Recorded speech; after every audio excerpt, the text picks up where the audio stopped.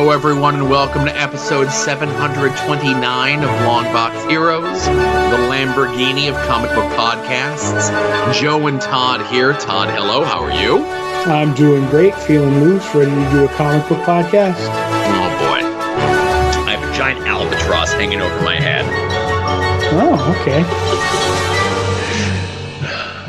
It's almost like there's one of those in one of the comics we're talking about. But anyway, go ahead. And again, it was not a pun intended for what we'll be talking about later on in the show. Mm-hmm. Yeah, that's all. So we have a show to talk about. No banter. Let's get right down to business. In the news, we're going to be talking about page rates and late books, and maybe trying to figure out why some books are late. Right. Maybe. I don't know. I'm wearing my Detective Comics hat, so let's see what we can do. We got conventions this weekend, and Todd was very excited about one. He might be taking the trek out to Salt Lake City, so if you got a spare room, let him know. Beckie regales us with another My Walk Down Lois Lane with more needlessly elaborate crimes. Mm-hmm. What we read this past week, which would be The Moon is Following Us #1 and X Factor #2. What we're looking forward to coming out this week. Gail Simone's Secret Six reread continues, and Todd and Joe have issues, as we'll be talking about issue 21. And we have TV Talk returning, and with a vengeance, as we have 2 episodes of Agatha. I know the show is called like Agatha All Along or whatever, but I just call it Agatha for short, you know? Right. And then the other one's Penguin, so. And the other one's Penguin, or as I call him, Oz Cobb, because he's my friend. We have to talk about that when we get there, but anyway. We'll get there. I have a feeling it's not going to be a short show, ladies and gentlemen. I think it is going to be a short show, so. Okay. So, there was a rumor going around, and typically we do not deal in a rumor and innuendo, but it was a rumor that kind of sort of blew up within the last week or so. We talked last week about IDW restructuring and changing their publishing, less licensed properties, more attempts at creator-owned stuff. They're going to do a line of crime books. They're going to do a line of horror books. They're going to do a line of biblically accurate tales as well. Mm-hmm. But then in the mix of all that, I guess there was something that had come out that allegedly IDW had changed. And again, I'm not saying increased or decreased, but I'm saying that they changed their page rate to $200 a page for creators. Now, as I understand it, that was $200 to be split amongst everyone who works on the comic per page. Right. So this was a rumor. This was a rumor that gained traction. This was a rumor that was heavily discussed amongst many, many, many comic professionals over the last week or two. So I guess where this comes into, at least where I shook out from with this, is while this number may seem low to many comic book professionals, there were 1 or 2 professionals that were talking about doing work for other studios, other publishers that are just as big, if not maybe bigger, arguably. Not the big 3, I'll say. Not a Marvel, not a DC, not an Image. But to say that, as a writer, they don't know what the full page rate was, but their cut was only $40 a page. Wow. Which seems very low. Yeah, because you have to times that by 20, And again, I'll let you, the listener, do your due diligence and look into this. But it was a writer. It was a writer who was writing a licensed property, a pretty big licensed property, I would say, at a major independent studio. And as the writer, he was only getting $40 a page. People called him a liar, so he went and posted his bank statement online to show how much he was getting paid. Wow. Right. So, I don't like talking money with people in industries that I'm not in. Mm-hmm. I got no problem. I talk to my friends in wrestling about what they make. I got no problems talking about my friends that do podcasts to find out what their ad rates are. Because apparently that's information that I need to know. Right. But I would not ask someone else what a business that I'm not involved in, because then that just feels kind of gauche to me. Right. We're in a similar business. If I'm an artist, I feel I could talk to an artist about that. If I'm a writer, I feel like I could talk to a writer about that sort of thing. So while these numbers kind of seem low, I got nothing to compare them to.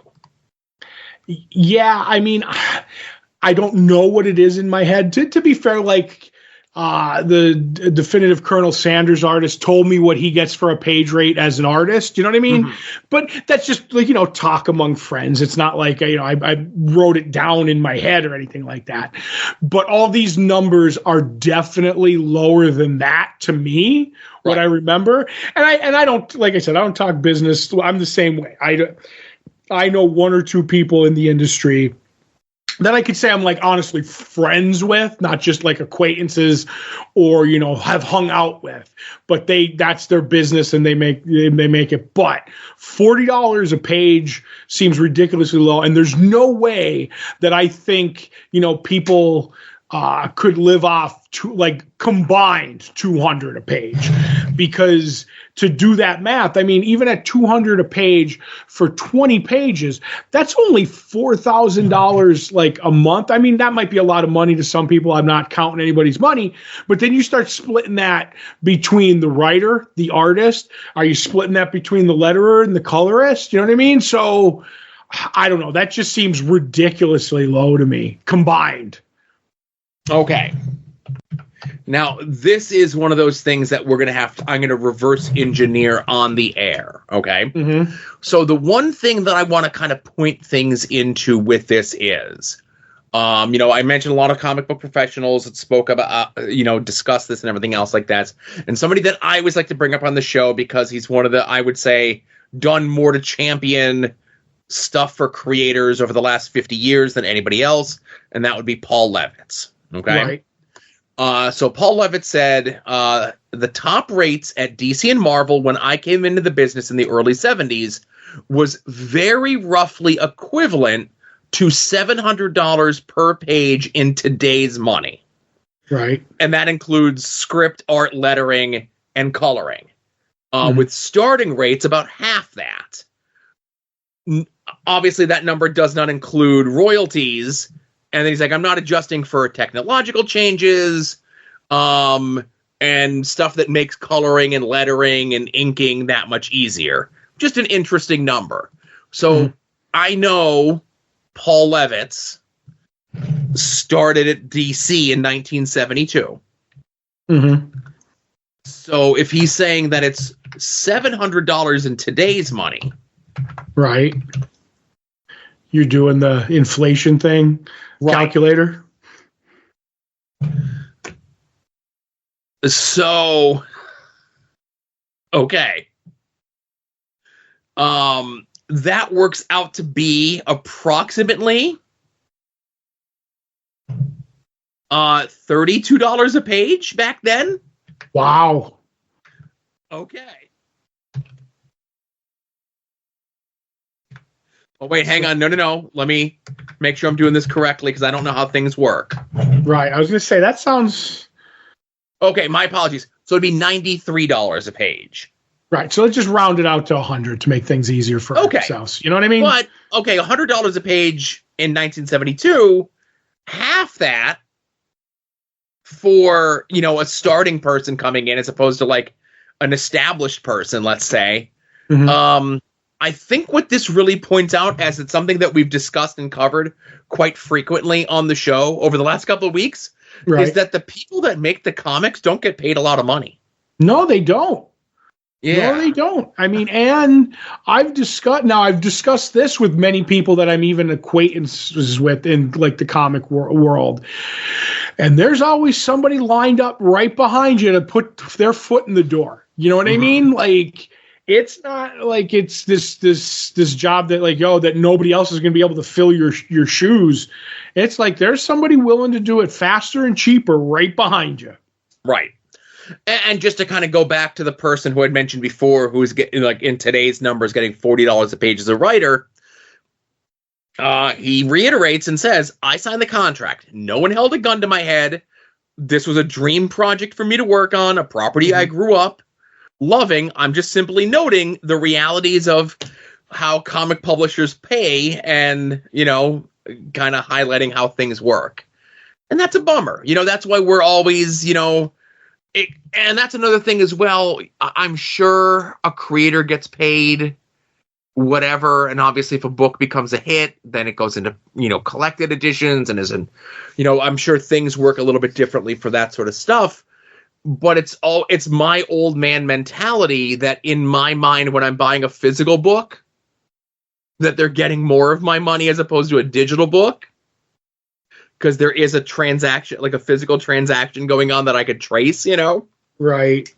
That's all. I don't know if my brain works that way, but okay. Right. You said yours does or does not? Doesn't work that way. Because you're saying if you buy the physical book, they get more money? In my mind, because it's because I typically pay for my books in cash and I'm getting a physical thing in return. So it's like physical for physical. In my mind, that part of that money is going to the creator. I don't know. Okay. I just look at it as the creator's getting not the good end of the stick. Let's put it that way. There you go. Now, another story that I want to address, and this was actually requested to me by someone as a follow-up to something we talked about here about 2 weeks ago, that Image had come out and said that a bunch of their books that shipped last week, so story 2 weeks ago, books last week, that some of the books were going to be shorted. Specifically, they were saying that it was going to be like the variant covers. We're going to talk a little bit later on about a book called The Moon is Following Us. And that was a book that had multiple variant covers, but last week, only cover A, the main cover, was in stock. The other variant covers are supposed to be coming in this week, but not all of them. Even though last week, 2 weeks ago, they said they would. They're not, right? Mm-hmm. So there were other books. It was primarily, like I said, primarily not the main covers. So you would still have the book, but if you wanted the variant cover of something, I know a couple of weeks before, like the week that we had talked about it, Transformers was the one. And Transformers is definitely a book that does make a little extra coin by having multiple variant covers that collectors pick up, right? So I don't think most of those variants are out yet. They're trickling in and out. Well, last week, there was a couple Image number ones that didn't come in, specifically a Violator one that we had talked about 2 weeks ago. But there was another book that came out that was called Tin Can Society that was supposed to have 3 covers, their main cover and 2 variant covers.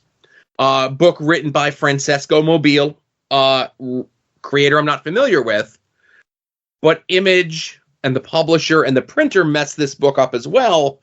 Whereas they sent only one cover, they sent the 1 in 10 variant in the same numbers as the main cover, and then contacted retailers to return that because it's an error. Mm-hmm. So for all I know, this is this guy's first creator-owned writing and drawing book, and from Image, which is a big deal, and now it gets recalled because they messed up on the covers. Right. So it leads me to believe that there might be something bigger going on with this printing stuff. Could be. I was speculating because Lunar is doing this stuff for DC, and a lot of other people have gone Lunar exclusive.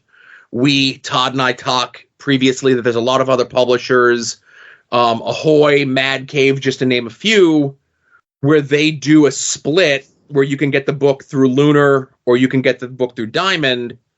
But if you get the book through Lunar, sometimes you'll get it like a week or two earlier, or sometimes a week or two later from the other way. Like it'll hit the street date on one, but then it'll be a week or two later with the other distributor. Right, and I don't think we've ever seen them land at the same time either. So no, they never land at the same time, which, again, doesn't help the publisher, I think, doesn't help the retailer, doesn't help the reader. It causes confusion in the marketplace, right? Yep. So Lunar is an arm of DCBS, Discount Comic Book Shop, out of Indiana, right? Mm-hmm. So there were some books, because I'm on their mailing list, the DCBS side, not the Lunar side. But the DCBS side was sending out their weekly mailers, and those variant covers were available if you were ordering them directly through DCBS. Mm-hmm. But they weren't available if you were able to get them through your local store. Which seems odd. Yep. Okay. It seems as though they're doing their mail order business first and kind of throttling the retailers a little bit, citing printing issues, but they have them to send to their mail order subscribers. We only have a few. Okay. Now, on top of that, Lunar, DC is the big one. And one of the books that Todd and I have discussed and, are familiar with is the 1982 DC Style Guide by Jose Luis Garcia Lopez. Yep. Right. So this is a book that Todd has been waiting for and a lot of people have been waiting for and so forth. This book was originally supposed to ship the third week of August. Mm-hmm. As of today, it is not out yet. Right. DC is citing 2 official delays with this book. Mm-hmm. Claiming quality control tweaking, quote unquote. That's not good for DC's past history. Okay. Now, they're doing it with a company called Standards Manual, I guess? Yes. Okay. So a site called 13th Dimension reached out to them to ask what's going on with this book, right? Mm-hmm. It says the last part of production has been printing the cover, which has had us stuck in a holding pattern while we try to get it perfect. The image processing and using a custom ink on the cover was a much more difficult process than expected, and that's what caused the first delay. Mm-hmm. The cover was then printed, but we had to reject it. The color of the cover prints did not match the proofs that meet our quality standards. Okay. Now, this is a book that I have seen it comes up, as I was telling Todd before we started recording, every Wednesday I get my coffee, I wake up and I go to Lunar's website and I start prepping my next 2 weeks of comic books to see what's coming and what's not coming. And I've seen the 1982 DC Style Guide on that second week of books, which is like the tentative list. And they just keep moving it and moving it and moving it. And it's currently sitting at allegedly arriving in stores for October 2nd, which is not this week, but next week, right? Mm-hmm. Okay. But again, Lunar themselves admit, with these folks that reached out to them, that from 13th Dimension, that they said that it's just a placeholder date. We don't have a firm date on it yet. Continuing the interview with the person from the Standards Manual, the new print looks fantastic and is worth the delay. Once the printing is complete, we'll have an updated schedule. I would expect... Now, again, before I continue, this is an interview that was conducted on September 20th. Right. And this person says, once the printing is completed, we will have an updated schedule. I would expect another 5 weeks at least. Oh, boy. I guess I'll stop bothering the people at the shop. Yes. And again, that's the thing. You could get it through Standards Manual directly, or you could buy it through DC directly. Right. Those are really the only 2 places that you could order it. Standards Manual still says the book is going to ship in late September. Yes, that was where that's everything I saw on it from Standard Manual. So okay, so in this, even though this person Hamish Smith, the co-founder of Standards Manual, a week ago said that it's going to be at least another 5 weeks, at least. Yep. If you go to DC's website to order it, they're at least saying that this item's not scheduled to ship until October. And it does say estimated ship date is subject to change, right? Mm-hmm. So the fact that we have an actual answer on this makes me feel good. Yeah, I mean, it's an explanation, especially for me who ordered it first day announced. You know what I mean? Yes. And I've been salivating over this book. I really want this. I mean, it's just it's basically an art book, but it's an art book I've always wanted. I mean, I always wanted the 3-ring binder version, but I have to get a line of credit on my house for that. But I just want this because I think his art's beautiful. I always love those style guys.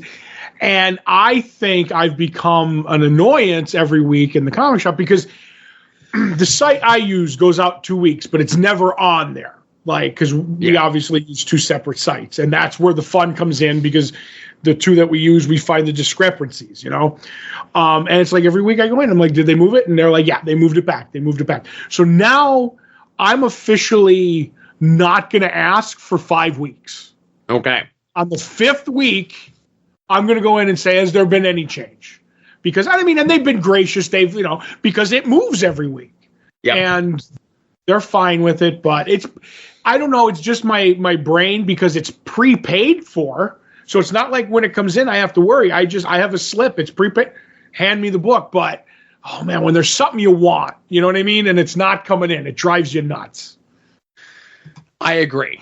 And there's a big ticket item. And I will even go on record and say that I would think and guess and speculate that the fact that there is another person involved with this other than DC, that's Standards Manual, that's why they're taking the extra bit of time. Yep.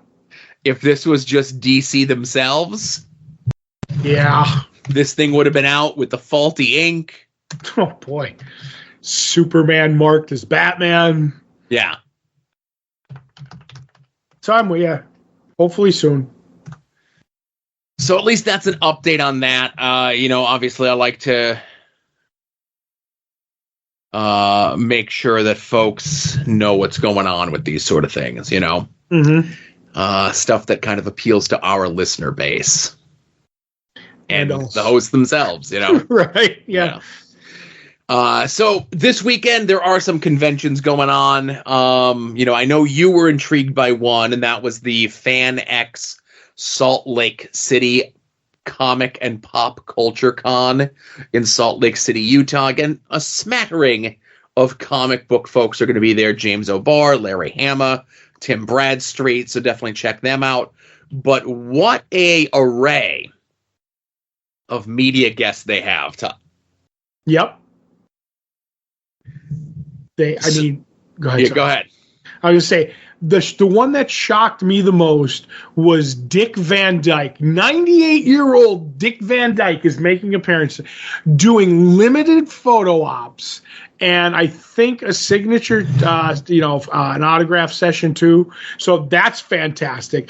But then if you're a big Riggs and Murtaugh fan, Mel Gibson and Danny Glover are going to be at a convention doing photo ops, I guess, and signatures. Oh, give me all 4 of my Lethal Weapon DVDs signed, Joe.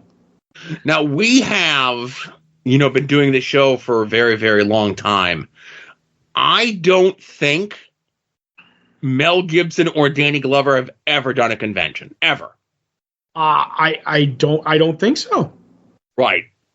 So just to dive into it, they're only appearing Saturday at the 3-day convention. You could send stuff in to be pre-autographed. Right. An in-person autograph is $100 more. The upcharge. Yep. For photo op is $300. And for an 8x10 only, which is the in-person autograph, 8x10 only, any personalization, premium items, or quotes no more than 5 words is an additional $200. Wow. Woo! That is an opportunity right there, son. And I understand when you approach them, the cap better already be off the pen. Have it out of the bag. Yeah. But yeah, and Kelsey Grammer is going to be there. Matthew Lillard, whose current promotional photo looks like Carl from WATP. What? I'm just trying to see if there's anyone else. Susan Sarandon. Yeah. Gina Davis. We could get the Thelma and Louise twofer. Oh my goodness! These are some big names, man. And another one for you, Todd. Paul Williams is going to be there. Listen, Paul Williams was not only the guy who wrote Rainbow Connection, but he's also little Enos Burdett in the Smokey and the Bandit movies. That, sir, is two of my worlds not just coming together, but colliding, Joe. And three, the reason that he's going to be there is because they're doing a panel of people who were voices on Batman the Animated Series. That's right. He was the Penguin. And he is the Penguin. It all comes around, right? Oh, my God. That's a threefer. Yes. They're doing a Terminator thing. They have Linda Hamilton, Michael Biehn, Edward Furlong, who was in Terminator 2. Oh, my God. John Hader's going to be there from Napoleon Dynamite. If Uncle Rico was there, I was flying out, Joe. Now, see, you said Uncle Rico.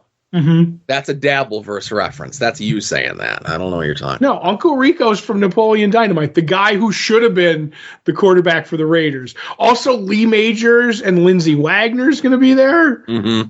This is Joe, all the stars are here. Now, I was more intrigued, and again, because I'm a big X-Men person, I've always been since the very beginning. Mm-hmm. Two things that I could hang my John Cena hat on is my long-term fandom of the X-Men and my long-term fandom of Cody Rhodes. Oh. But in Minneapolis, Minnesota, they're doing the Uncanny experience, where it's very X-centric. They're going to have the whole thing done up like you're going to Xavier's Mansion, Institute, whatever, right? A lot of cosplay folks, a lot of voice actor and folks. But the two special guests of honor this time around are Chris Claremont and Gail Simone. Oh, wow. I know one of those personally. Yeah. That's fantastic. The fact that, we have, Superman conventions for, what town is it where I think they invented, Siegel and Schuster. Oh, it's somewhere in Ohio. Right. Just, that kind of stuff warms my heart. That would, just an uncanny, an X-Men convention. Now, it's not just comics. It's whittle it down to whatever. So I think that's really, really cool. It is. I'm looking it up. I know it was earlier this summer. Mm-hmm. Their site is not the best. And again, I said Ohio. It's Metropolis, Illinois is where it is. Yep. So I knew it was something like that. Yes. So yeah, if you're a big autography person, what have you, if you're looking forward to talking to Paul Williams about the Phantom and the Paradise, check out the Salt Lake City Con, the X-Men one, which sounds really cool. But again, that's Midwest, very far out, almost toward the West Coast. A little too far for me, but the links to those will be in the show notes for everyone to enjoy and partake in, along with information about the soon-to-be-named network at soon-to-be-named-network.tumblr.com. Anytime any of the shows in the network go live, you could certainly find them at their own individual websites. You could certainly find them at the podcatcher of your choice. But the one-stop shop for all the shows in the soon-to-be-named network can be found at soon-to-be-named-network.tumblr.com. And that includes this show that you're listening to right now, Longbox Heroes, Longbox Heroes After Dark, Puzzle Warriors 3, Profane Arguments, Porch Talk, Wings on Wings, We Need Wrestling, Final Wrestling Place, and At Odds with Wrestling. Ooh. And anytime any of those folks from those shows go on any other shows, and they let me know that they went on some other shows, you'll be able to find them there as well. Right. You got to let me know that you were on those shows so that I can know to share it with everyone, right? Mm-hmm. That's how that works. And We also have links so that you could check out some of the stuff that some of our friends in and around the internet are up to. You can go check out Mike Sterling's blog over at progressiveruin.com. You can go check out our friend Kevin's blog over at helionsteam.com. You can go check out Rick Williams' The Chop Shop at freekaratechops.storenvy.com.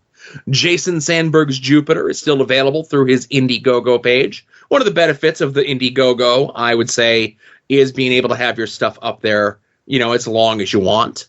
Kind of cuts out a little bit of the middleman there for you selling it yourself, if that's how you choose to go with the self-publishing route. Friend of the show, Chris Runt's Battle Monsters is available as well through his site, fortressofcomicnews.com. Our friend Davey of the band Cave People, his self-published comics are available at cavedomaincomics.com. And if you do not have a comic book store in your area, or you do not have a good comic book store in your area, let our store be your store. Comics on the Green, linked up the Facebook page. Anytime the books are coming in, if there's going to be delays in shipping, which there haven't been, unless, it's the stuff we were talking about before. Any of the final order cutoff dates for some of the latest and greatest stuff that's coming out from comics. I think you missed the final order cutoff dates for all the absolute DC stuff that's coming out in the next couple of weeks. But don't miss out on the next wave. Following along with Dave and the crew. There's only so much that we could do here.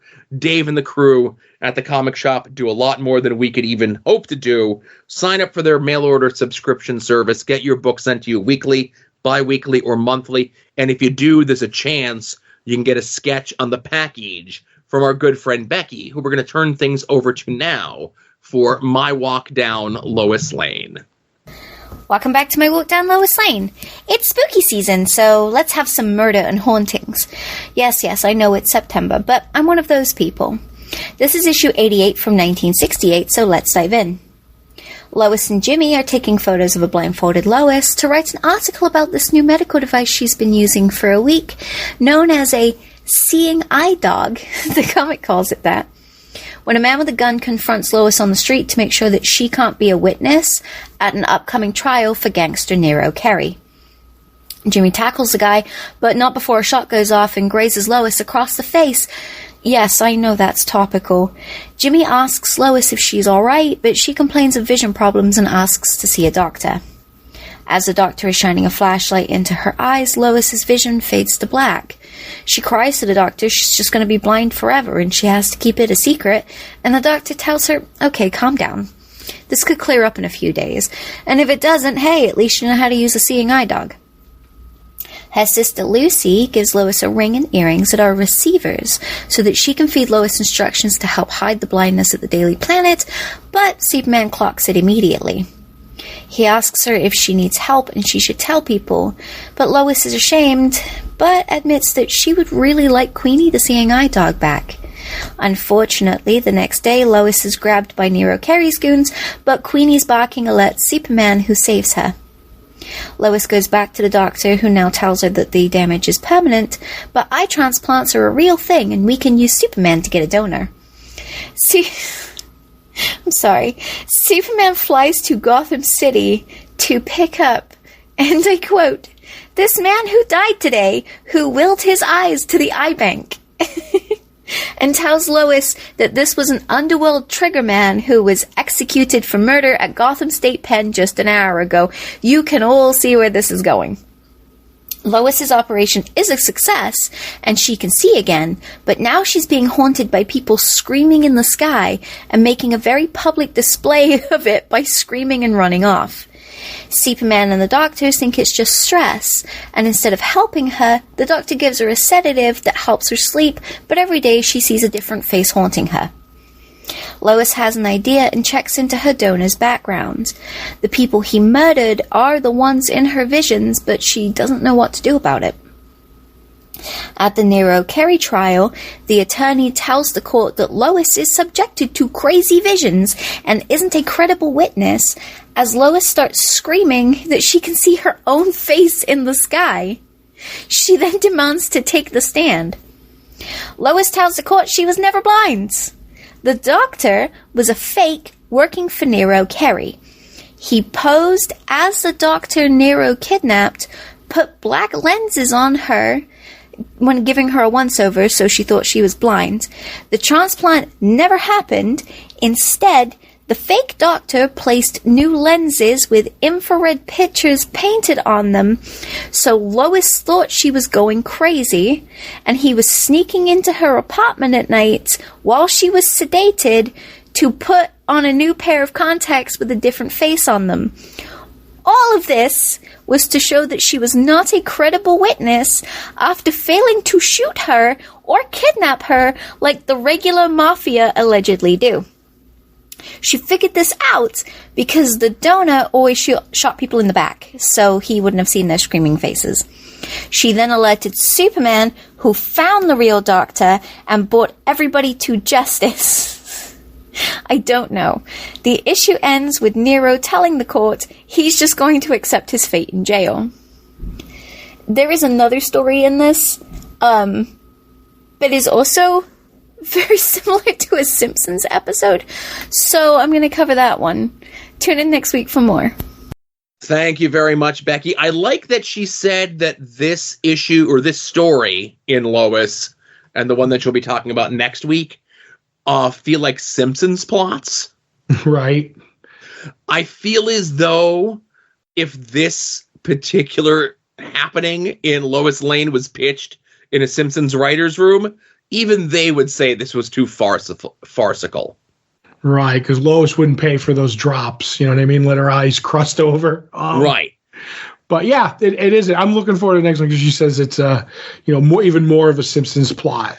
I will say when she started the episode, the segment, and she goes, she's one of those people.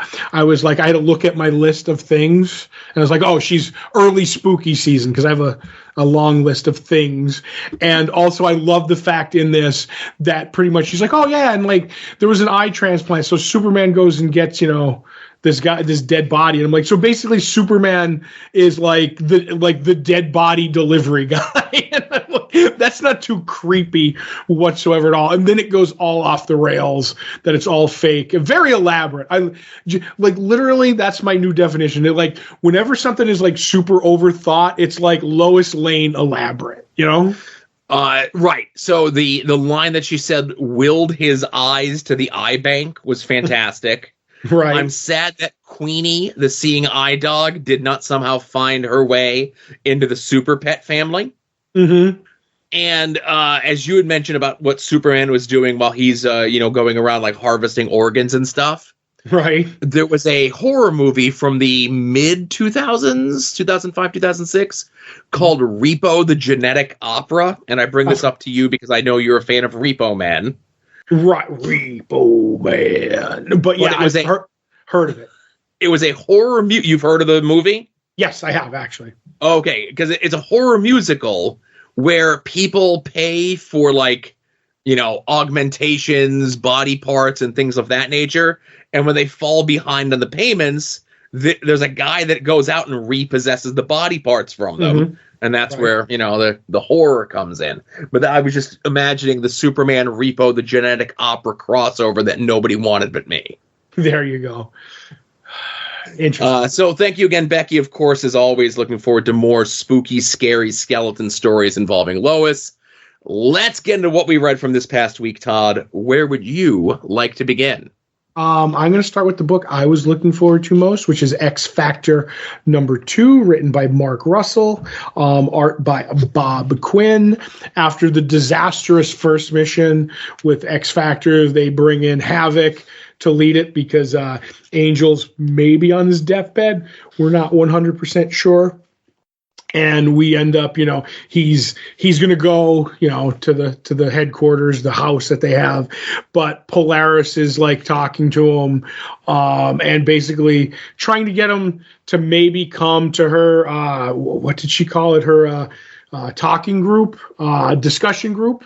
And he's like, oh, I'll follow you anywhere. And I do like the voiceover in her head where she's talking about it because, you don't know what's going on. But, he has to decide which side he's on, the mutants or, the peoples, because you can't live your life as two people without betraying one of them. And such a good line. It is. It's that Mark Russell dialogue that we love. You can go back to, Traveling to Mars or Wonder Twins, all of it.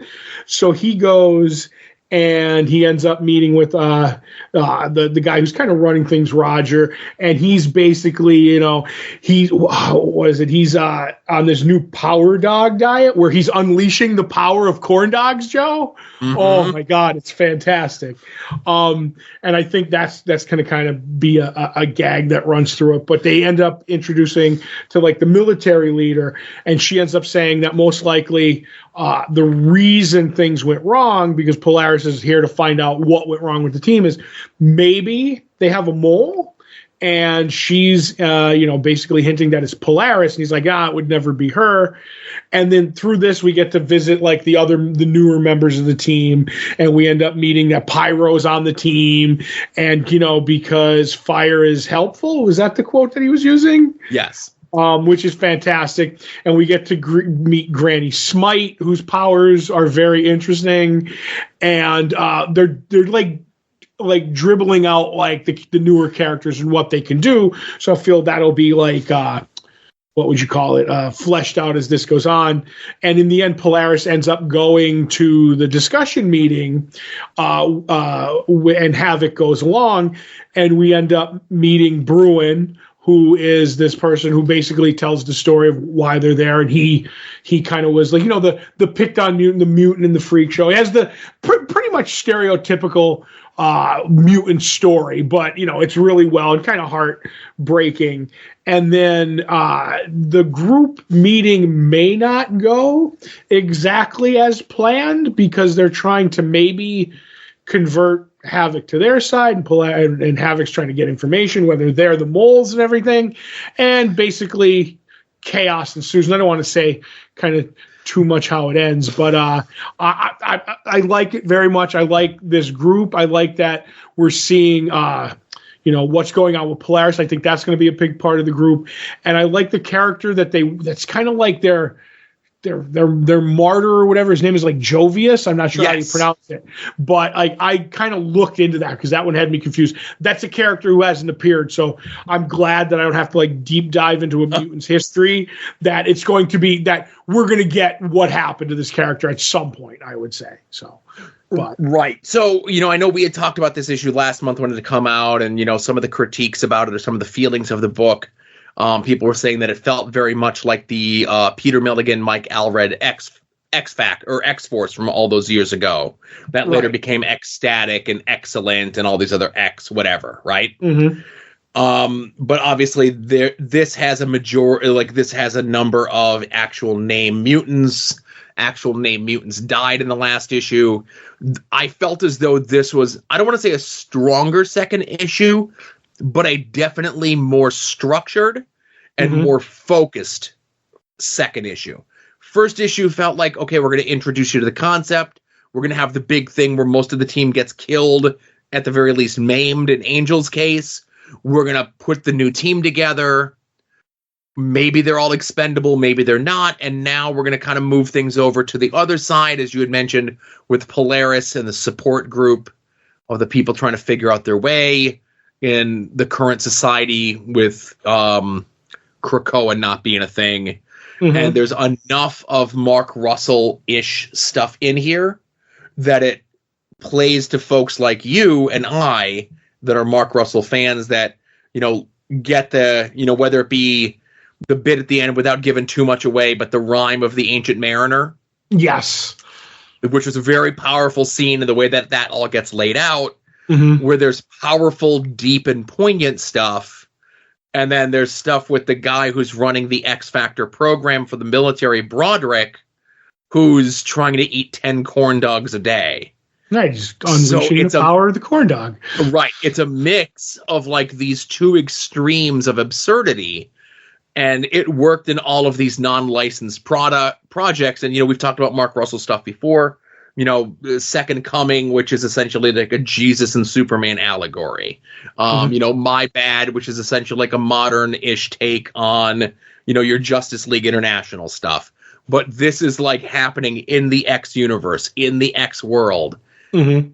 And all this absurdity works here. Now, would this absurdity work with like Wolverine and Cyclops and the big guns? I don't know. But that's why you do stuff like this with the lower characters to see if, like, to test the waters, right? Yeah. And just on My Bad, I would say, you know what I think My Bad is more of? Justice League International meets Astro City. Okay. That's kind of my thing. But I'm with you. I'm with you on this. And I do think this issue gives the flavor of the book way better than the first one. Yes. I think this is what we're going to be from here on out. I'm not saying we won't get more zany hijinks ensue like the first issue. But like you said, you have the tragic ending and stuff like that. But I do feel like now I have a better idea on where this is going. And it's definitely not going to be all fun and games. So,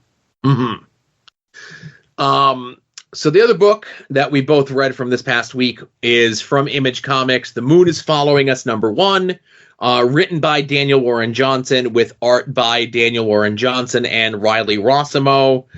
This was a book. We talked about it when it first got announced. I really enjoy Daniel Warren Johnson's stuff. Do a Powerbomb. The Transformers stuff has been great. Even before that, that Beta Ray Bill miniseries that he did right as the pandemic was happening was really good. So I didn't read the solicitation text for this book. I'm reading the solicitation text for the first time as we're recording this podcast.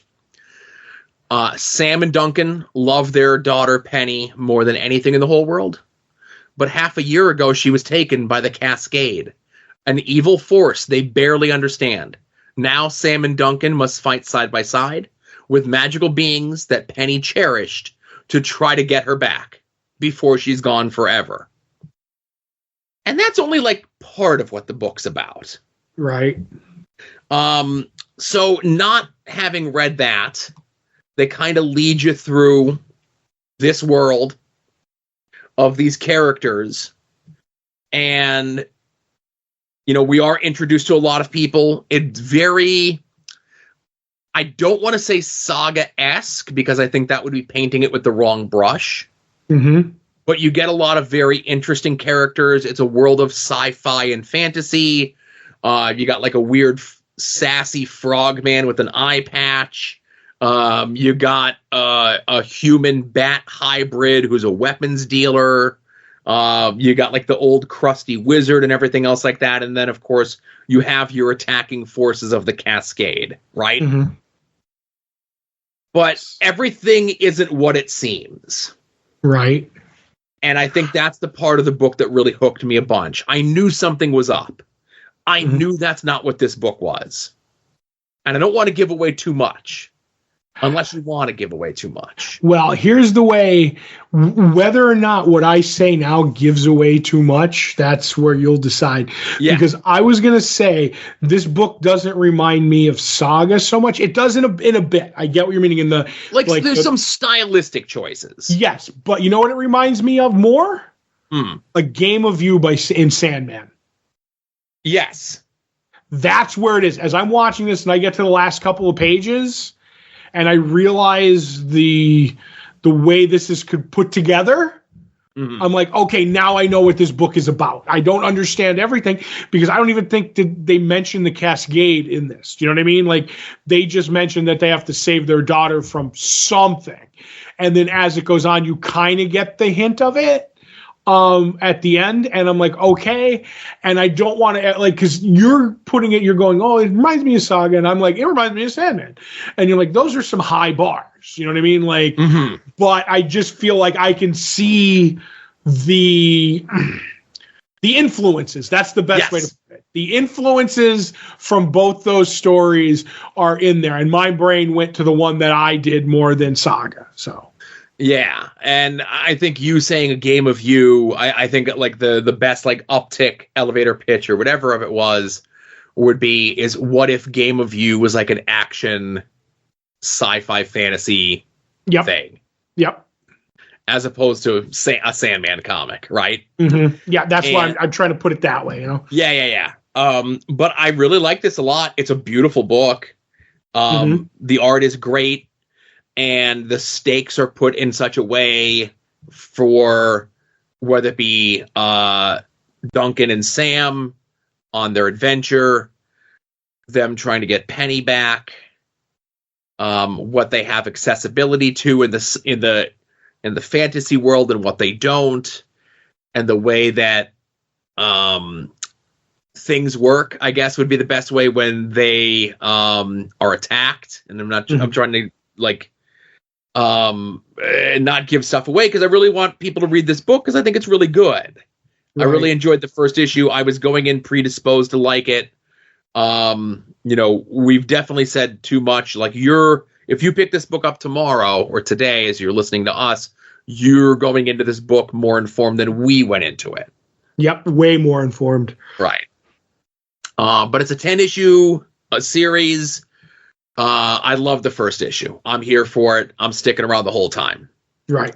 Daniel Warren Johnson's a guy. Anything he's going to put out from now on, he's on the he's on the bottom of that Jason Aaron, Ed Brubaker, Mark Waid, Kyle Starks list. Right. Right. Yep. They put something out. Just tell me the day it comes out. I'm there. Yep. You're a big fan. Big fan. So, glad you liked it too. Wasn't sure how you would feel about it, but I never know what you're up to. Yeah, I'm a wild card, Joe. So that's what we read from this past week. Let's get into what we're looking forward to coming out this week.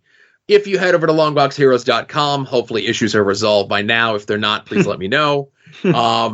We put up a link to all the books that are coming out this week. Whether you get your books in print, whether you get them digitally, whether you get them sent to your home, however it is you get your books, be forewarned, be forearmed, know what's coming out this week. Todd and I attempt to guess what the other is most looking forward to coming out this week.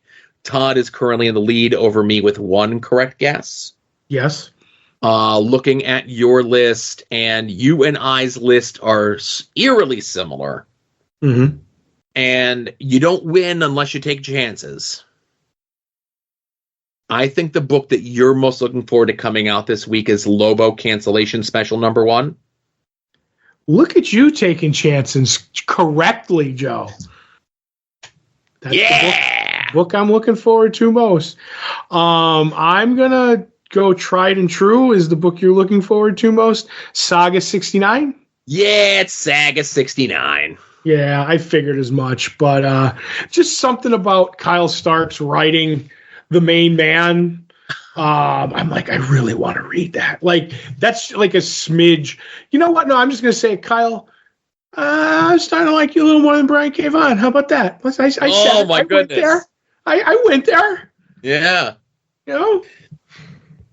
This was, if this was not a Saga week, which, somebody can go back to the history of this. And I think a week where Saga came out, I didn't pick Saga once, maybe. Right. And it was something unworldly above it. Mm-hmm. Lobo Cancellation Special was close. Saga.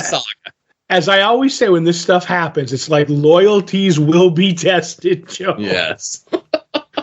That's like the tagline when it's Starks versus Vaughn, Mm. You know what I think though, when they go head to head in a week, we're all winners. There you go. Right. That's what I like to hear. So I was looking for it here. Where was the... I just want to make sure. Oh, dang it. All right. Okay, so while you're over at longboxheroes.com, that's not getting cut out. That's just me fumbling around here. Right. If the big podcast could through their way through this stuff, so could we. While you're over at longboxheroes.com, of course, be sure to check out past episodes of this show that you're listening to, past episodes of Longbox Heroes After Dark, and, of course, our current ongoing reread of Gail Simone's Secret Six and Todd and Joe Have Issues. As we are nearing the end of September, before we get into this, I need to remind Todd, we need to figure out what we're doing next year. I know. That's all. We'll discuss off mic if we have to. So we're talking about issue 21 of Secret Six. This is the rest of the crew trying to track down Catman, as Catman is on the double mission to retrieve his son, who we do find out is alive, and the people who threatened and kidnapped him, his son, and so forth. But the big stuff that we get in this issue is some of Catman's backstory. Mm-hmm. And how much of a piece of garbage his dad was. Way big piece of garbage, Joe. Yes, indeed. And as bad as Catman can be, we've seen a lot of the goodness in him, and maybe not so much of the goodness in these last 3 issues. But this issue kind of explains he could have been a lot worse. Yes, he could have. Yep. And again, obviously toward the tail end of this, a lot of this is being revisited for the first time in a long time. I don't know if we get another story in regards to Catman's dad again, but I both want to and don't want to read more about him. I want to read more. Okay. But so as our main crew is off to find Catman, of course, none of them are as experienced as trackers as he is.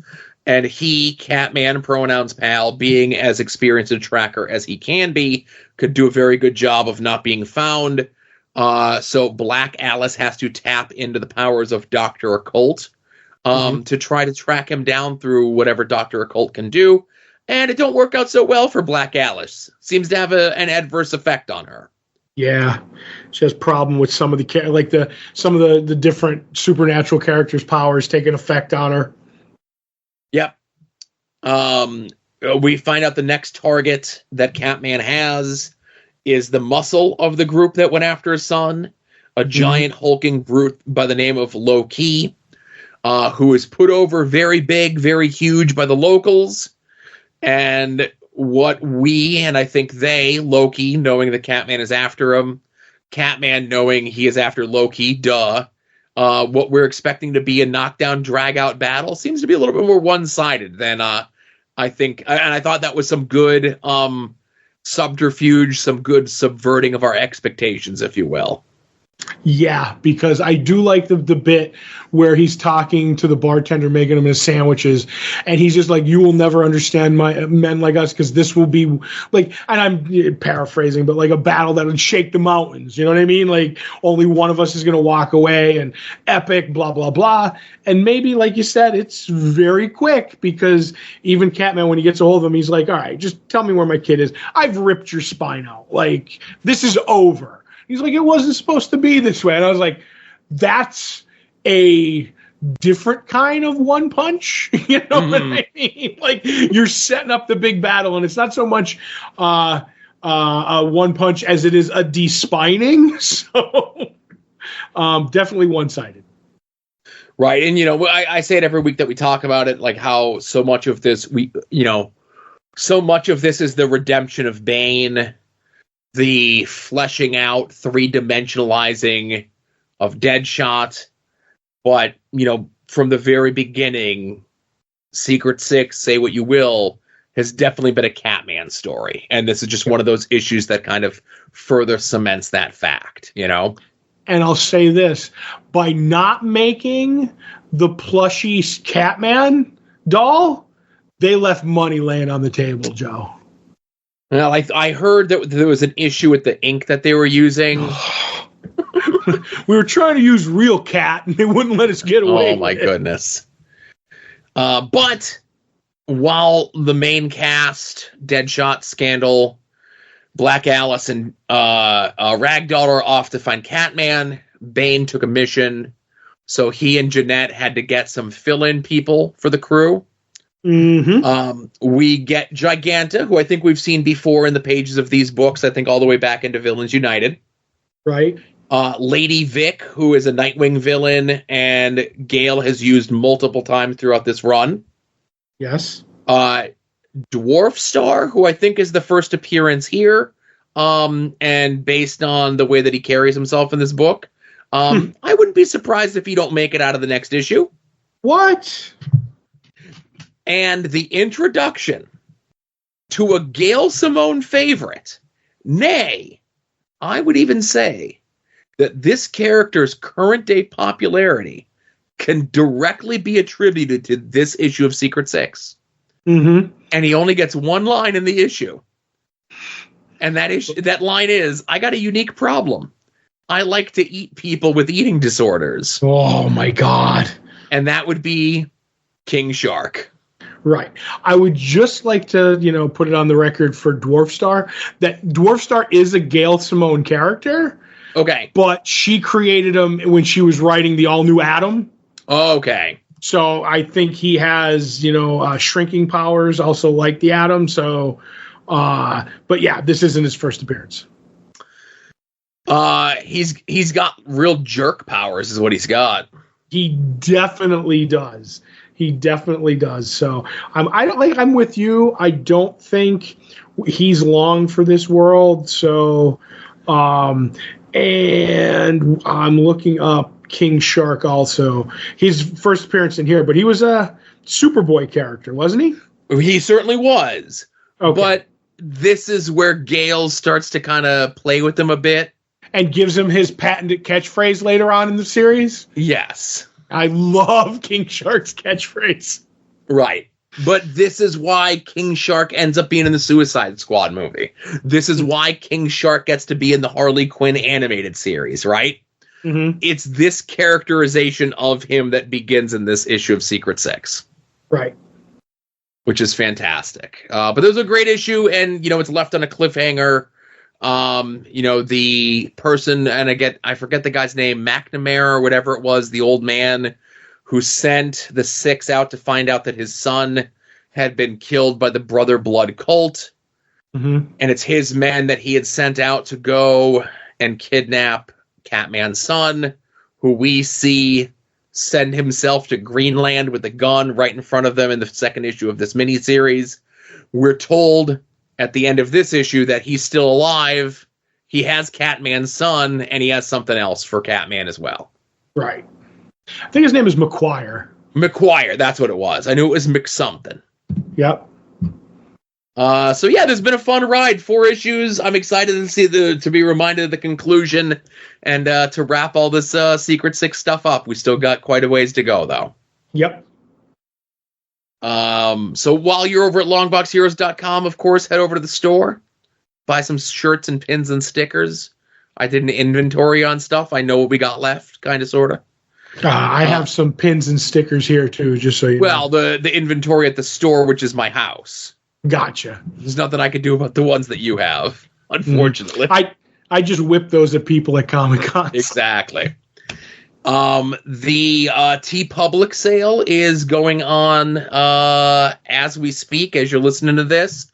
35% off designs inspired by this show, inspired by After Dark, inspired by Soon to Be Named Network, other shows in the network. You can get those designs on everything from cell phone covers to notebooks to decorative throws to everything in between. I know it's locked, but don't forget to do your pigskin pick'em picks for this week. Cutoff would be sometime Thursday night to get in for the Thursday night game, yes? Yes. I am currently in 39th place, a little slip from last week. Todd is currently in 23rd place. Did I see you tweet out this week that you could fit all of your football knowledge into a thimble and still have some left over? Yes, and still have some fingers left over for picking the pickles off my burger. But yeah, it was a week of like 3 weeks in, and I do not understand football, man. I've been watching it my whole life, and I can't get a grasp on it. Like, they didn't send me the script, so I don't know what's happening. Oh, okay. I know there were some big upsets this past week. Yes. I know that kind of messed up a lot of people's picks and so forth. But again, that's what I get for interacting with the people outside of my house, and they have the TV on and they're fans of those teams, and I have to hear them complain, Right, and then you pick the teams of the friends that you like those teams, right? Every time. Every single time. That's right. Mm-hmm. So you can also make any and all of your purchases through our eBay affiliate link. Mm-hmm. This page contains affiliate links for eBay. We may receive a small commission on any purchases that you make. You could use the affiliate link anytime you want to buy anything from eBay and help us at the same time. Yeah. Also, the most and bestest and most important way to support us would be to sign up for our Patreon at patreon.com/longboxheroes. For as little as $1 a month, you're going to get 2 bonus shows from Todd and myself. One is Previewing the Past, where we look at 30 years ago, this month's previews catalog. And the other is Comic Book Oddities, where we look at some of the lesser-known much maligned, maybe rightfully forgotten, attempts to take comic books to the silver and small screen. Just this past weekend, we recorded R.I.P.D., starring Jeff Bridges, Ryan Reynolds, and Kevin Bacon. Yes. I know on paper that sounds like a pretty star-studded cast, and it would probably be pretty good. I mean, you'll have to get to the Patreon to find out yourself. Right. Your mileage may vary. Yeah, there you go. You also get full scans of the previews catalogs that we discuss on Previewing the Past all the way back to 1990. High quality, expertly done scans of those previews catalogs.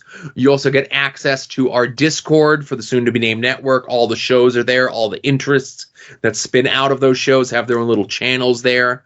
If you know how Discord works, I say that's more points to you. I still have problems with it from time to time.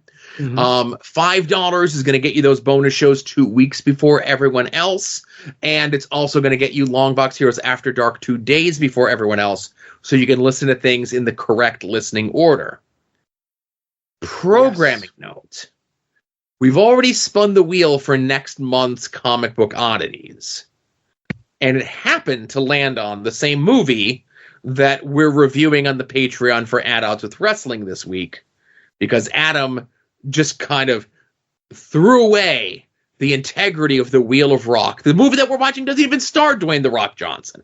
What? Right.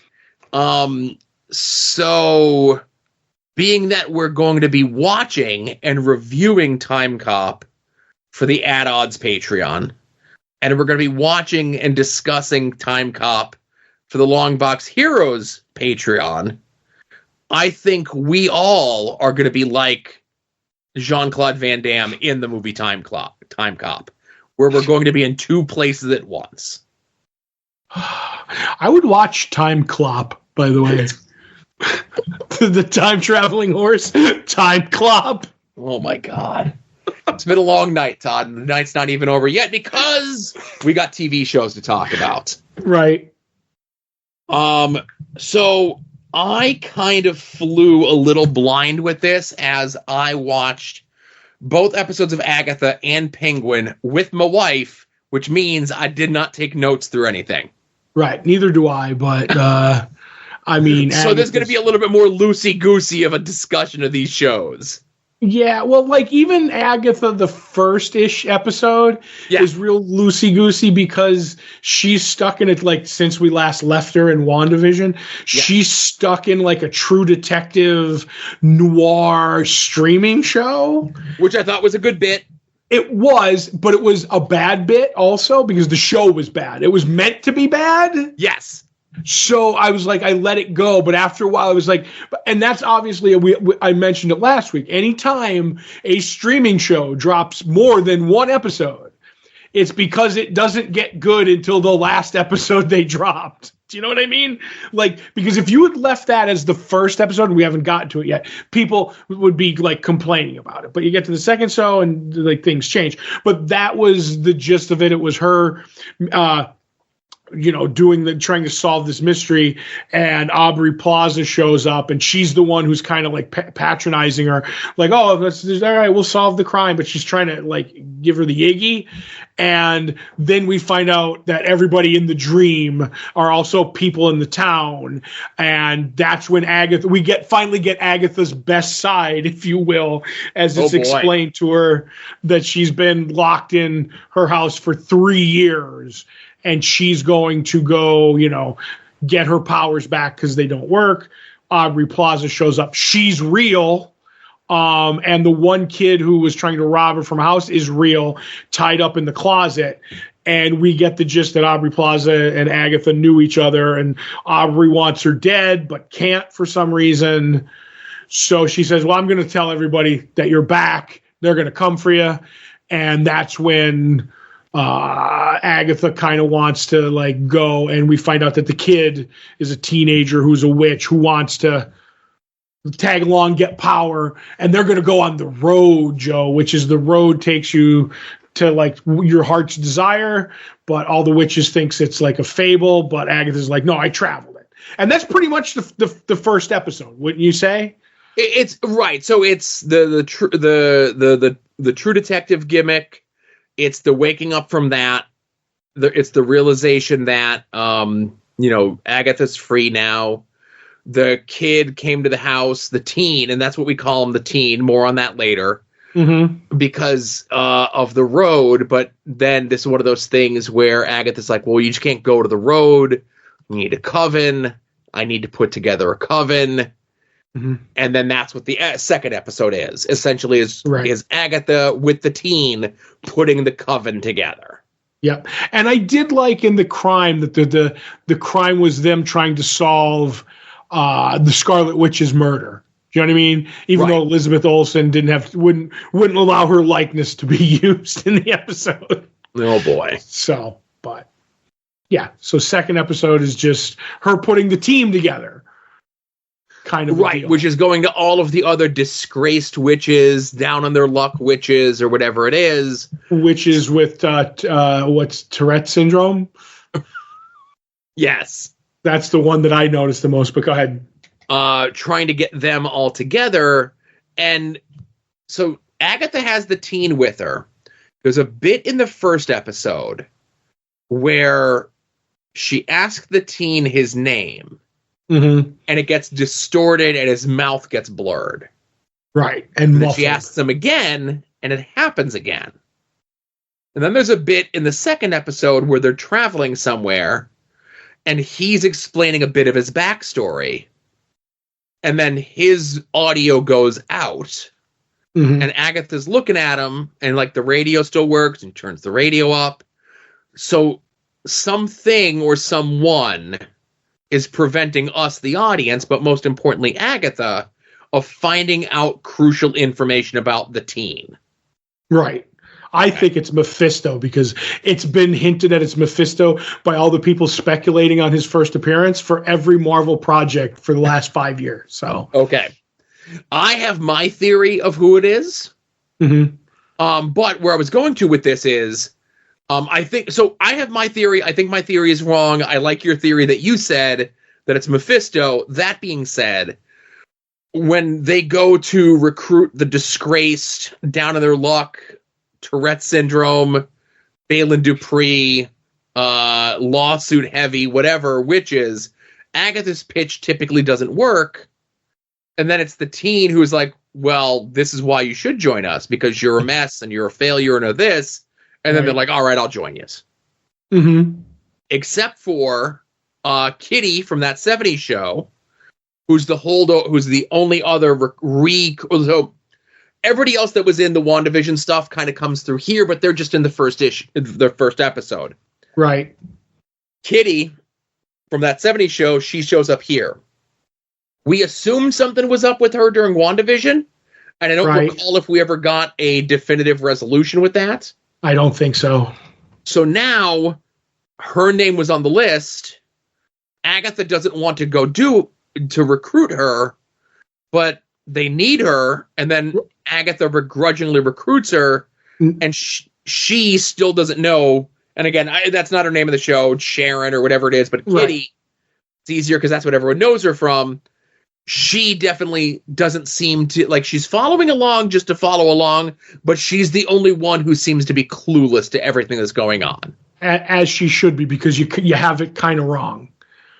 On the list that the Tourette syndrome witch gives Agatha, he's like, these are your coven. You need to get them. And they go down, and she eats the list before the last one. But the kid saw it, and she said there was a black heart on there. And that's what Aubrey Plaza says to her. He's like, you'll always be in my black heart.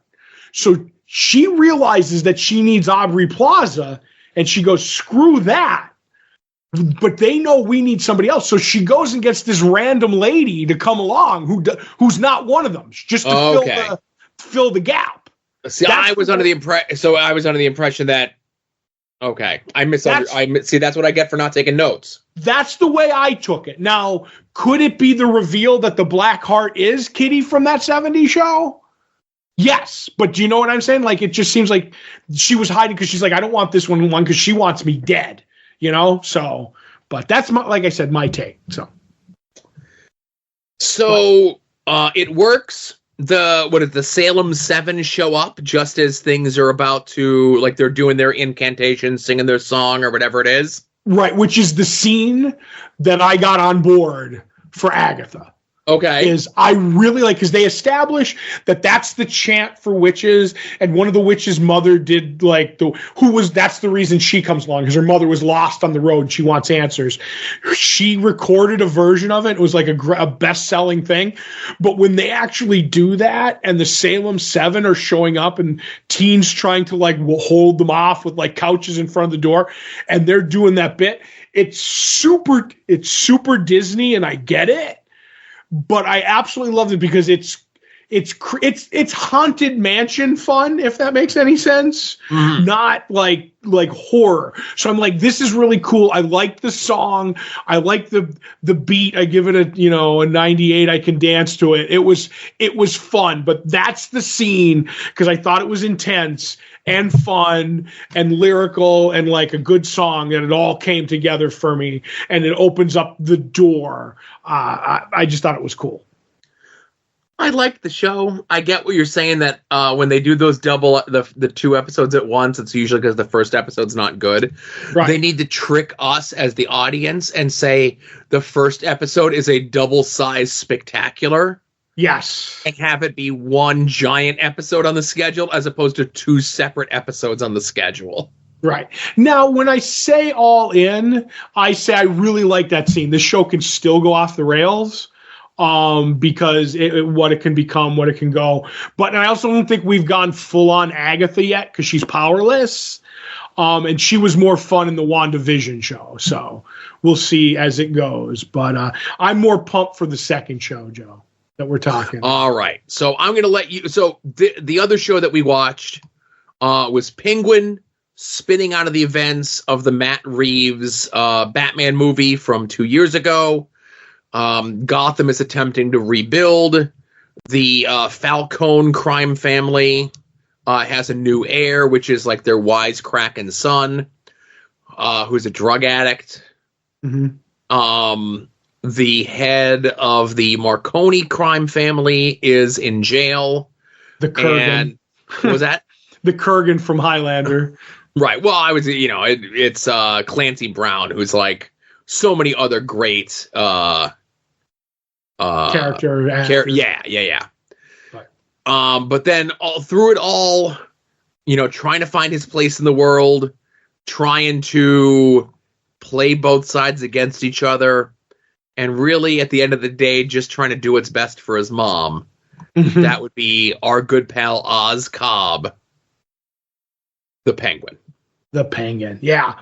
So yeah, like he's at the club trying to gather up all the Falcone blackmail stuff, and like you said, that Albert, I think his name was Albert, comes in, Alberto, and he makes fun of the Penguin, so he just shoots him, and now he's got to get rid of the body. And he ends up like telling him like this ring was the Marconi family's, and it's what we establish as like the leader thing. And he ends up taking the ring, but as he's carrying the body outside, he runs into some kids trying to Jason Todd the tires on his car. Mm-hmm. And he ends up like capturing one. And as a kid, I don't know if the kid was nervous and has a stutter, but like whatever. I thought it was really cool. And he ends up saying, you're coming along to help get rid of the body. And this is where like the show kind of, because I was never sure whether he was going to kill him or not throughout the episode. And he's going to kill him. And he says, all right, I'll give you the chance because you're where I'm from. You're my number 2 guy now. And just from there, like all this stuff that happens, like he ends up finding out that the Falcones want to shut his thing down, but he doesn't want to. And Alberto's sister's back in town, and Alberto's sister Sophia is immediately on to Oz Cobb, that he was up to something. And we find out she was in Arkham Asylum and she was like the hangman or something, but her money got her out. And it's like so like Oz is like, I gotta figure this out, and he ends up laying the plot to like bring in the Marconis. He's gonna steal the big idea that Alberto had with the drops, which are like the drug of choice in this town, and just so like smart is the Penguin doing these things because you think he's an idiot and you think it's all falling apart around him. And I literally thought they were going to kill him by the end of this episode somehow. And he proceeds to lay a trap to get all the heat off of him using Victor, takes him to see his lovely mother, who we find out his name is actually Oswald. It's not Oz, which I like. They left that. But Cobb, I'm not happy about that. So half and half, as we discussed. But the mother's got issues. She's got like, I want to equate her. She's like the mother from Andor. Remember that mother from the one weird guy? The guy who was in the Empire, who was like the desk jockey? Yes. But it's really the mother from Sopranos. So that happens. And when she kind of like goes from like stupid to like being like, there's my boy, like belittling him because she's like, well, why'd you shoot him? And he's like, because he laughed at me. She's like, that's my boy. That's my big Oswald. We're going to do this, and you're going to be the big man. And he ends up going, okay, I'm not going to leave and go take my mother away. I'm going to set up this plan with Victor. And he basically lays all the heat on the Maroney family by having Victor like take the body that they did and cut the finger off. And it's all a cluster because he kind of screws it up, but it works in the end. And I'm like, this episode was so good to me, so good. Like as boring at times as that 7-hour Batman movie could have been, like, and I liked it. Colin Farrell as the Penguin underneath all that makeup with his weird gimpy foot, and just everything about him, like the way he walks and he's going to take over. And now I'm like, he can do it. I thought he was a joke, but he's going to be running this town by the end of this series. I absolutely adored this first episode. The pacing, the acting, the directing, all of it. The look of flooded Gotham looks like a crap hole now. Love all of it. I liked it too. Mm-hmm. Liked it a lot. I wonder if I'd watch The Sopranos if I would like this or hate this. I'd be worried like where my life would be skewed in regards to this because I haven't watched a lot of I watched the Godfather movies, I watched Goodfellas, I watched Casino. Do I need to watch any more mob stuff? No, I mean The Sopranos was a great show. Sure. But this is your feel of like Sopranos with a little over the top because the plan that they use in this is a little, to like put the body in the car and stuff like that is a little over the top, but it definitely has that kind of like feel of you never know what way it's going to go. The performance that you mentioned of Colin Farrell, amazing. Underneath all that makeup, I don't believe it's him. Like, the makeup that they do on him and the way that he acts being so different than anything that he's ever been in, it's like he is like a chameleon. Like, I would never equate, and this is like the highest praise, but like a Daniel Day-Lewis type, or who's the guy Gary Oldman type, where they just lose themselves in the character and like no two of their roles are the same. Like this could be that for Colin Farrell. Yes. The girl who plays Sophia Falcone, that Kristen Milotti, whatever it is, she's amazing in this. She's got crazy eyes. She's got crazy eyes. She plays crazy and conniving and demure and everything else all at the same time. And, they just teased the thing that she was in Arkham. And that's stuff from the Jeff Loeb, Tim Sale Dark Halloween books. Right. And, like, they're just referencing that. Like, oh, that's a thing that happened in this world, right? Right. Which is crazy to think about. I have 2 Joe nitpicks about this show. Right. Before you get to the nitpick, I just want to talk about Colin Farrell's makeup. Like you said, the look. I'm with you. And the reason it works is because give the Emmy to the makeup artists because you can't find it. Do you know what I mean? Like you can't find it looks good. Like if that was your bad wig, your version of makeup bad wig, this show would be off the rails. Yeah. And that's the business.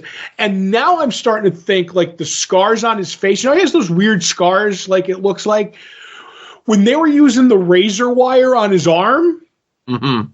I'm thinking they may have interrogated him before and used it on his face. And that's why his face is messed up. And I will say this, not in a way to take me out of the show, especially with the way that the makeup is done and the clothing that he wears and everything else like that. If you're going to spot it, you're going to spot it in the neck, and you're going to spot it in the shots in broad daylight. Yep. You got a lot of shots of the neck. You get a shot of him topless. Yep. And there's a lot of shots in broad daylight. And I could not see no holes in that makeup, man. I was so happy with the look. But now on to I just wanted to get that out. Your 2 nitpicks. 3 nitpicks. 3. I thought you said 2. But I said 2, but I thought of a third one. No, of course you did. So this is what separates the show from being like a 9+ to just being a 9. Okay. Mm-hmm. These are the only things that would bother me. Maybe one of them would bother another person. Okay. Mm-hmm. Number 1, a little too much swearing. No, it's a mafia show. But I get it. I don't know. Batman's name is on the title. It's in the Batman universe. They don't say Batman, but it takes place, where Batman does his things. Maybe a little too much swearing. Not the end of the world, right? Mm-hmm. There's a car chase. Okay, there's a car chase. Mm-hmm. The car chase looked CGI enhanced. Maybe it's just me. I could be wrong. You know what it was? Huh. It was the only time the town was CGI'd was when they were driving fast. It was so noticeable.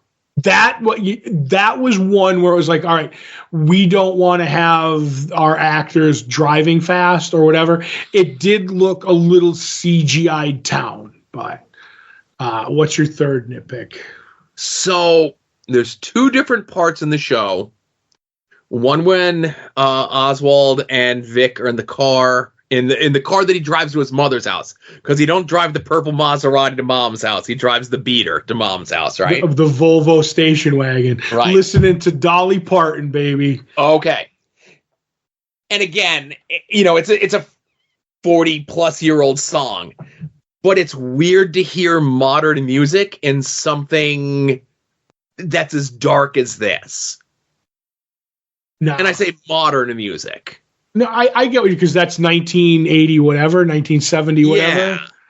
No, it's because it's jarring. It works for me. Okay, and that's the scene. It's like this guy, this Machiavellian character who seems like a schlub, is listening to Dolly Parton in his car. And in the end, they play it over the credits at the end. And it's like, this guy's working 9 to 5 to get to, the top. I know I'm overthinking that, but I love it. I love how it all works. So I get why it was there. I feel, and this is one of those things where if this was in a Jimmy Pistol DC thing, I think it would work better. Mm-hmm. Because his sensibilities have that sort of feel to it. Right. But this show was such like a darker tone and a darker feel to have such a 80s poppy song play twice in it was just like, that's a little weird. Like, but right. What you want more, you want them to play whatever that Nirvana song was that they played in Batman 72 times. No, what I mean? What's they play? And again, I feel so bad because I'm not a music person. I think it's the Pixies' "Where Is My Mind," which is OC's theme song that they play in the Thunderbolts movie trailer. Right. No, and again, that's the thing. So it's not like I said, no, a different song needed to be used. I get why they made the song choice. Right. It was just like kind of a tonal shift. Mm-hmm. And we'll see how it works, and I'll probably grow to love it if they continue to do it again. Or if they never do it, I'll be like, okay, they did it for that one bit, and I get why they did it. We're good. Right. But it was just like a jarring thing. Like the CGI town when they were doing the car race, I get why they did it, but it was jarring. Mm-hmm. Yeah. Nah, I have 0 problems with the show. Let's just put it this way. I was going into Agatha more concentrated on that. And that left me kind of flat, like I said, other than the chanting stuff and the end scene. But I went in with zero expectations for Penguin, especially because I really liked that Batman movie, except it was too long and I wasn't big on the Riddler. But there was a lot of stuff that I did like about it. So they took all the things that I liked from Batman and put it in this Penguin show and chopped it down to 50 minutes. And I'm like, perfect. We're good. That's why when we were getting ready for the show, I was like, I really want to talk about Penguin. I really want to talk about Penguin. When we were doing Porch Talk, Adam was here and he's like, yeah, I'm going to watch Agatha. Because we joke, we always say the word sweat equity in the Marvel shows. And he's like, I really have no interest in Penguin. And I was like, all right. And he went home and sun went down and I watched Penguin. I immediately texted him. I'm like, I'm not going to say, but give the first episode a chance on my say so. And he comes back and he's like, I really liked it. I said, Sopranos feel, right? And he goes, yeah. And I'm like, that, and I'm all in, So I don't know, just that whole thing of what you're thinking before you watch a show can really change stuff, For sure. And I'll say one thing that's not on either two of these, because you brought Thunderbolts up. Yeah. I do really like the Thunderbolt movie poster with the AI art. Did you see that now? I did. Yeah, with 6 fingers on the one. Unless that character's actually 6-fingered, then we all have to apologize. Yeah. So, but anyway, I haven't watched the trailer for that, so you're okay. I believe so. It's exactly what you would expect it to be. Baron Zemo's not in it.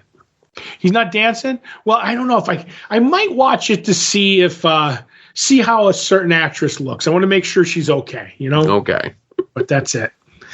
But like I said, I enjoyed Penguin. These are just little tiny nitpicks. I'm absolutely enjoyed it. Looking forward to the next episode. The new Agatha is on Wednesdays, and the new Penguin is on Sundays. Right, which is weird.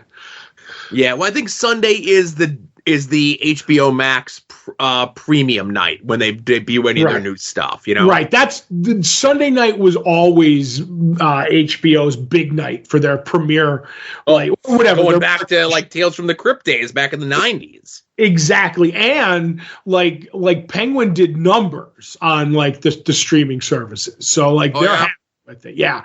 They said it was one of their biggest hits lately. So cool.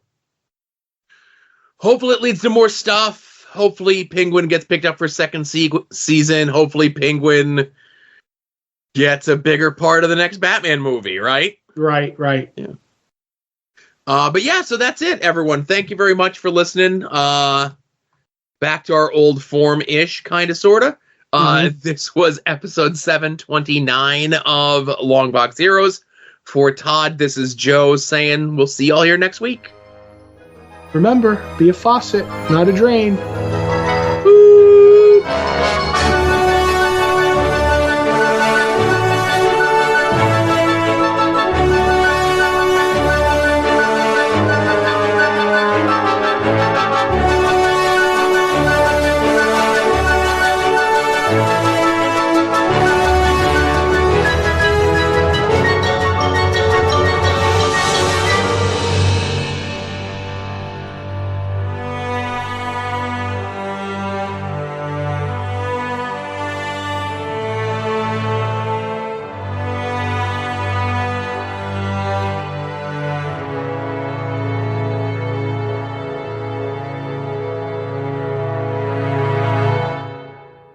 You're listening to the soon-to-be-named network, the Lamborghini of podcast networks. The Rob is a Longbox hero. The Rob is a Longbox hero. He gives us five stars.